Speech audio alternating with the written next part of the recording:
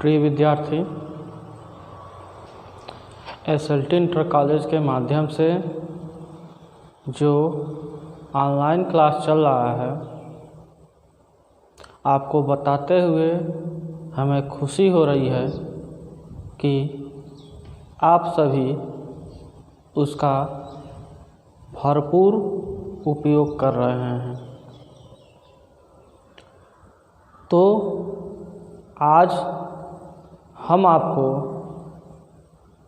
कक्षा 10 में जो प्रकाश चैप्टर चल रहा है, उसी के क्रम में अवतल दर्पण से प्रतिबिंब कैसे बनता है उसके बारे में बताया जा रहा था। तो आज आपको 5वां हेडिंग पढ़ना है। तो चलिए 5वां हेडिंग आज स्टार्ट करते हैं। तो 5वां हेडिंग आपका है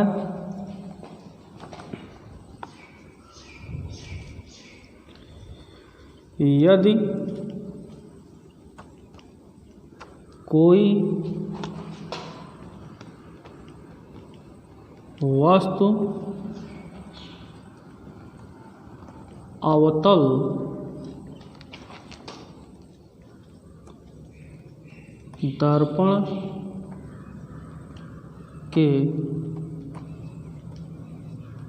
दर्पण के सामने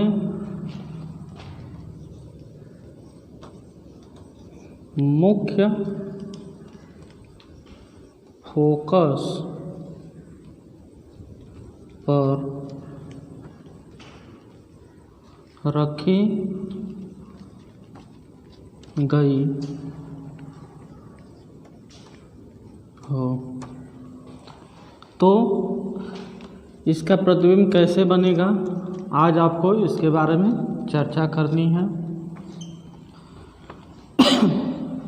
तो देखिए, आज आपका हेडिंग है यदि कोई वस्तु अवतल दर्पण के सामने मुख्य फोकस पर रखी गई हो तो इसका प्रतिबिंब कैसे बनता है, इसी के बारे में आज आपको पढ़ना है।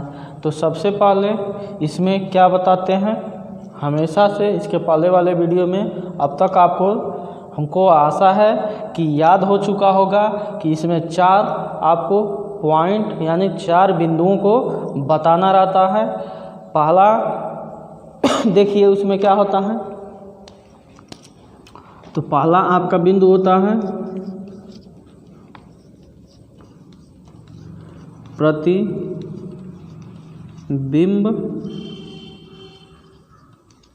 की स्थिति। तो प्रतिबिंब की स्थिति में आपको करना क्या होता है, तो सबसे पहले आपको चित्र बनाना होता है और इस वाले में हम उसको किरण आरेख के नाम से जानते हैं। तो चलिए सबसे पहले इसका किरण आरेख बनाया जाए। तो सबसे पहले आप एक अवतल दर्पण ले लीजिए। यह आपका अवतल दर्पण हो गया। यह आपका मुख्य फोकस या मुख्य अक्ष हो गया। यहाँ पर आपका मुख्य फोकस F हो गया और यह आपका वक्रता केंद्र C है। अब आपको वस्तु को कहाँ रखना है, तो मुख्य फोकस पर। तो अब देखिए आपका वस्तु यही मुख्य फोकस है, तो इस पर वस्तु को रखिए। तो आपका वस्तु यहाँ पर मुख्य फोकस पर रख दिया गया। यह आपका वस्तु मुख्य फोकस पर हो गया। अब हमेशा की तरह ऊपरी छोर से एक प्रकाश की किरण मुख्य अक्ष के क्या होगी, समांतर चलेगी। तो जब मुख्य अक्ष के समांतर दर्पण पर पड़ेगी तो नियम के अनुसार क्या होगा, वह मुख्य फोकस से उसका परावर्तन होगा। तो यहाँ पर यह मुख्य फोकस से जब परावर्तित होगी तो यह मुख्य फोकस से होकर क्या होगी जाएगी, निकल जाएगी ऐसे। तो यह आपका क्या हो गया, पहला किरण।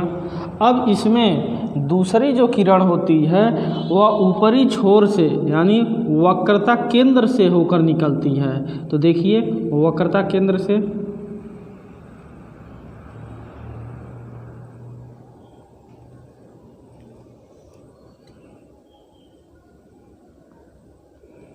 तो यह क्या होगा, ऊपरी छोर से आपका वक्रता केंद्र, यह आपका वक्रता केंद्र था। अब देखिए आपकी किरण ऐसे दर्पण पर पड़ी तो परावर्तन के बाद से फिर से नियम के अनुसार क्या हो जाएगी, पुनः अपने ही मार्ग में वापस लौट जाएगी। अब आपका इसका यह वस्तु क्या है, ए और यह बी, वस्तु का नाम ए बी से दर्शाया हमने। तो देखिए इसका प्रतिबिंब कहाँ मिल रहा है, तो यह दोनों किरणें कहीं मिल रही हैं इधर, तो यहाँ पर यह मानते हैं कि यह किरणें कहाँ, अनंत पर जाकर मिल सकती हैं। तो देखिए यहाँ पर हम लिख देते हैं अनंत,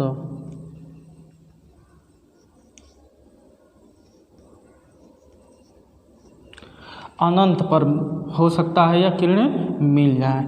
तो इसका जो प्रतिबिंब बनेगा कहाँ बनेगा, तो अनंत पर बनेगा।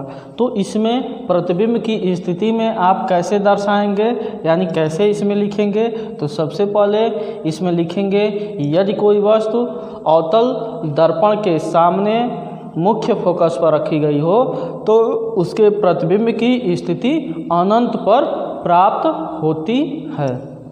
बस पहला कंडीशन आपका इसमें समाप्त हो गया, बस आपको यही लिखना था। अब दूसरा क्या आता है, ख प्रतिबिंब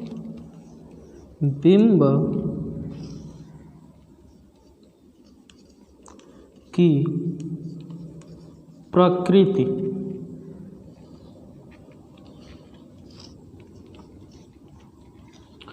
तो प्रतिबिंब की प्रकृति, तो प्रकृति में हम क्या बनाते हैं, तो वास्तविक है कि आभासी है। तो यहाँ पर हम देख रहे हैं कि यह अनंत पर जाकर क्या किरणें मिल सकती हैं, तो इसलिए यह क्या है, यहाँ पर क्या होगा, तो वास्तविक प्रतिबिंब बनेगा। तो इसमें हम लिखेंगे यदि कोई वस्तु अवतल दर्पण के सामने मुख्य फोकस पर रखी गई हो तो उसके प्रतिबिंब की प्रकृति वास्तविक होती है। बस आपका इतना इसमें हो जाएगा। अब अगला आपका हेडिंग होता है प्रतिबिंब का विन्यास। प्रतिबिंब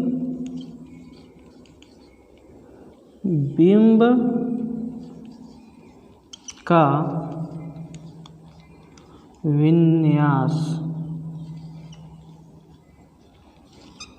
तो प्रतिबिंब का विन्यास में देखिए क्या बताते हैं, तो विन्यास में आपका जो प्रतिबिंब प्राप्त हो रहा है वह सीधा प्राप्त हो रहा है कि उल्टा प्राप्त हो रहा है कि कैसा प्राप्त हो रहा है, इसको हम बताते हैं। तो इसमें देखिए किरणें अनंत पर जाकर मिलेंगी, तो यहाँ पर जो आपको प्रतिबिंब प्राप्त होता है वह उल्टा प्राप्त होता है, इसमें उल्टा प्रतिबिंब प्राप्त होता है। तो इसमें हम क्या लिखेंगे, यदि कोई वस्तु अवतल दर्पण के सामने मुख्य फोकस पर रखी गई हो तो उसके प्रतिबिंब का विन्यास क्या होता है, उल्टा होता है। तो इसमें कैसे लिखेंगे देख लीजिए एक बार और, यदि कोई वस्तु अवतल दर्पण के सामने वो मुख्य फोकस पर रखी गई हो तो उसके प्रतिबिंब का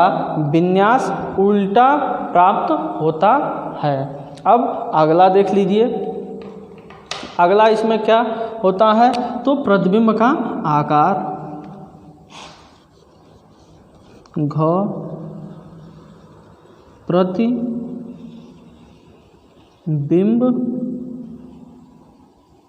का आकार,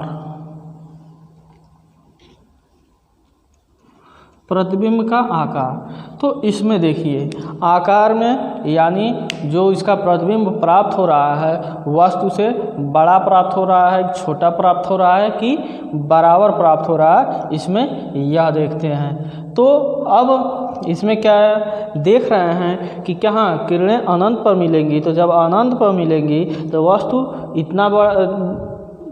इतना बड़ा है। तो जब अनंत पर, तो देखिए धीरे धीरे जब किरणें आएंगी नीचे तो अनंत पर यानी नीचे होती जाएंगी। तो मुख्य अक्ष से क्या होगा, मुख्य अक्ष आपका यही है। तो मान लीजिए ऐसे है, तो जब नीचे की तरफ बढ़ रही किरणें तो प्रतिबिंब आपका क्या बनेगा, वस्तु से बड़ा, मतलब बड़ा बनता है।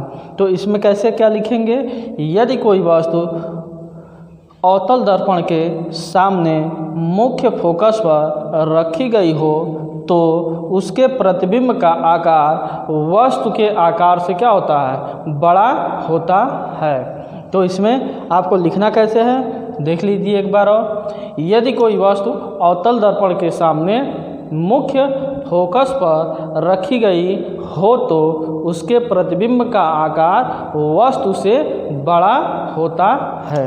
बस आपका यही 4 कंडीशन इसमें जानना था, तो चारों का चारों कंडीशन आपको बता दिया गया। यदि आपको किरण आरेख बनाना आता है तो यह चारों का चारों कंडीशन आप आसानी से जान सकते हैं। अगर किरण आरेख आप आसानी से नहीं बना पा रहे हैं, यानी किरण आरेख जो आपका चित्र बन रहा है वह आप चित्र सही से नहीं मालूम है आपको, तो आप यह चारों पॉइंट नहीं बता सकते हैं, क्योंकि पूरा का पूरा इस चित्र पर ही यह चारों पॉइंट डिपेंड है। इस स्थिति में तो चित्र जब बन गया तो देखिए प्रतिबिंब कहाँ बन रहा है, तो अनंत पर जाकर बनेगा। तो स्थिति आपने बता दिया। प्रकृति, तो प्रकृति में क्या देखते हैं, तो वास्तविक की आभासी। तो जब देख रहे हैं किरणें अनंत पर जाकर मिल जाएंगी तो प्रकृति क्या हो जाएगा, वास्तविक हो जाएगा। विन्यास, तो विन्यास में उल्टा या सीधा, तो आप जानते हैं कि अवतल दर्पण से प्रतिबिंब क्या होता है, उल्टा ही प्राप्त होता है, केवल और केवल एक कंडीशन को छोड़कर, जो आपको अगले वीडियो में बताया जाएगा। उसमें आपका प्रतिबिंब सीधा प्राप्त होता है और आभासी प्राप्त होता है, तो वह अगले वीडियो में यानी कल आपको बताया जाएगा। तो यहाँ पर जो विन्यास प्राप्त हो रहा है क्या, उल्टा प्राप्त हो रहा है। अब आकार, तो प्रतिबिंब का आकार देखिए, जब किरणें अनंत पर मिल रही हैं तो यह मुख्य अक्ष है, तो ऐसे बढ़ाइए तो देखिए दोनों के बीच की दूरी क्या होती है, बढ़ती जा रही है। तो यानी प्रतिबिंब भी क्या होगा, बड़ा आपका प्राप्त होगा। तो यह आपका 5वां कंडीशन था। अब लास्ट, इसमें अवतल दर्पण में लास्ट कंडीशन क्या है, यदि कोई वस्तु अवतल दर्पण के सामने फोकस और ध्रुव के बीच में कहीं पर रखी गई हो तो उसका प्रतिबिंब कैसे बनेगा, यह आपको अगले वाले वीडियो में बताया जाएगा। तब तक आप पिछला वाला वीडियो, यह वीडियो यानी जितने भी वीडियो प्रकाश से संबंधित बने हैं आप उसको तैयार कर लीजिए। अगर आपको कोई दिक्कत इसमें महसूस होता हो तो व्हाट्सएप के माध्यम से आप पूछ सकते हैं। ठीक है, मिलते हैं अगले वीडियो में, तब तक के लिए धन्यवाद।